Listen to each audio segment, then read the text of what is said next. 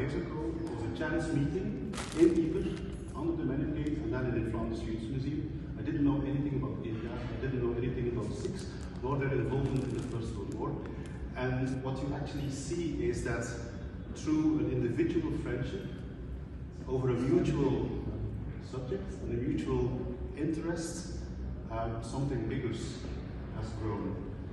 And as I stated briefly this morning, it is strongly my belief that by studying this subject, namely the presence of India in Belgium, or in northern France for that matter, during the First World War, it creates an opportunity. This is where our history and your history meet. It creates an opportunity to meet, just like Leopold Singh Holland and myself, we have once met, and to learn, as I once did, from each other's culture. And that's a message.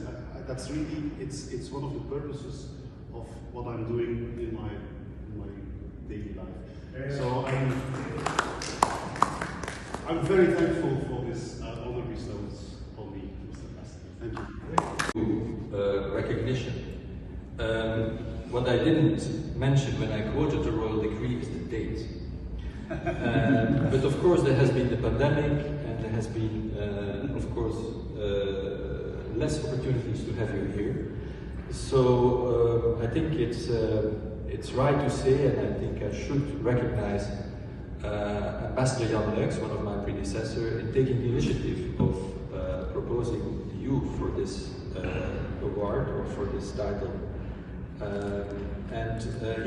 He was here a few weeks ago, and he was very happy to hear that finally, after some years, 5 years, that we could bestow the title upon you today. But since there are, I suppose, a few historians here present tonight, I mean, if you look at the broader perspective of the history, 5 years doesn't mean anything. we are celebrating centenaries and the 75th year anniversary of our bilateral relations, so 5 years. This gentleman is representative of the War-Based Commission, and they were entitled to work for 1,000 years. So, so that puts everything into perspective. Anyway, thank you all for being here tonight. I would like to invite you all to the... And the first thing we did together was in 1999. It was the 300th anniversary of the Sikh Brotherhood, Khalsa.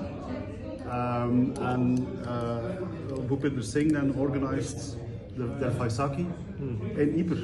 Right. And so where now is our office, the first floor was a temporary Gurdwara for 3 days. Yeah. Yes. And where now is my office, there was a kitchen there, and that's where we had the langar. Oh, wow. And so you have to imagine all the inhabitants of Gurdwara, all the inhabitants of Ypres. But no one had ever entered a Gurdwara before. Yeah. So they were there with their community, welcoming, explaining. You have to see Volbrene. Volbrene was the governor, former minister, whom you know, who then ties his bandana, explains about Guru Granth Sahib, goes into the langar, the local people asking. It was really. But is this recorded as part of the museum's history? Oh yes, for sure it is. For sure it is. 2, 3 and 4 April 1999.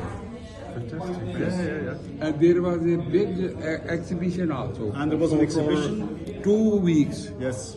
Half portion was of the Indian soldiers, including Sikhs. And then Sikhism. And half was about Sikh religion, history. Sikh. Yeah. Because that. What are your observations about recent Punjab visit, Dr. Dominiek Dendooven?